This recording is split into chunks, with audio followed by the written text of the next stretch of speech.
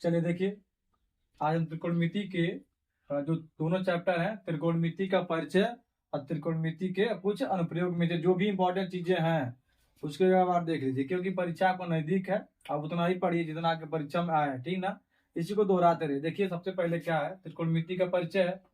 इसमें क्या ध्यान देना आपको, देखिए यस सी टी मतलब ये साइन है, ये कास है, ये टैन है। इसका मान याद रखना है लाल बटे कक्का यानी लंब बटे कर्ण, आधार बटे कर्ण, लंब बटे आधार, यहाँ से है, ठीक है। इसको मान याद रखिएगा। फिर उसी का उल्टा यहाँ पर है, कक्का बटे लाल हो जाता है। क्या है आपका कौशेक है, ये सेक है और ये काट है। इसको ध्यान रखना है। दूसरी चीज, प्रश्नावली 8.1 यानी एनसीईआरटी उठा लीजिए और ये के क्वेश्चन को टिक कर लीजिए, कौन कौन से क्वेश्चन आपको पढ़ने हैं। दूसरा क्वेश्चन आपको पढ़ना है उसमें का, तीसरा, चौथा और पांचवा।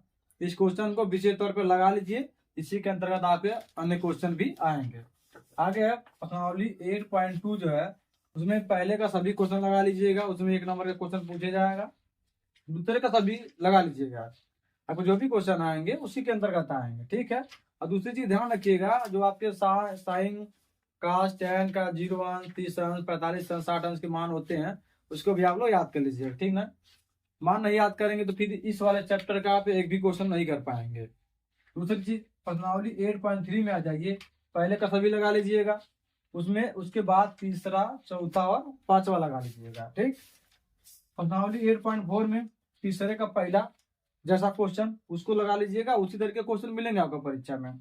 चौथा का चौथा और पांचवे में आप विशेष तौर पर ध्यान दीजिएगा, दूसरा, चौथा, 8वां और 10वां क्वेश्चन लगा लीजिएगा, वहां से आपके क्वेश्चन मैच कर जाएंगे। त्रिकोणमिति के कुछ अनुप्रयोग, जो अगला चैप्टर है त्रिकोणमिति के अंतर्गत ही आता है, जिसमें से आपके 6 नंबर के क्वेश्चन पूछे जाते हैं। 6 नंबर क्या है, प्रश्नावली 9.1 है, 9.1 है। उसमें से आपको सभी क्वेश्चनों को हल कर लेना है। खास करके किसको ध्यान दीजिए, आप किताब उठाइएगा एनसीईआरटी का, उसमें आप ध्यान दीजिएगा जहां 2 वैल्यू वाले होंगे।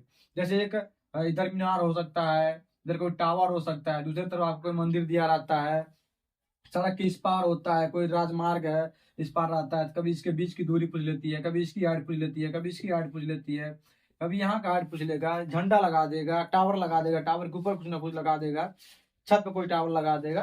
तो 2 वैल्यू वाले क्वेश्चन आपसे पूछे जाएंगे, यानी डबल चित्र होगा, यानी 2 डिग्री मान दिए होंगे, 30 डिग्री, 45 डिग्री, 60 डिग्री, ऐसे करके 2-2 मान दिए होंगे, वहां से क्वेश्चन पूछे जाते हैं आपको। तो इन सब का वैल्यू याद रहेगा तभी आप इसको कर पाएंगे। तो इसको प्रैक्टिस कर लीजिए, इससे भी क्वेश्चन बाहर नहीं जाएगा। तो और भी लोगों को शेयर कर दीजिए ताकि उनको भी जानकारी हो जाए। धन्यवाद।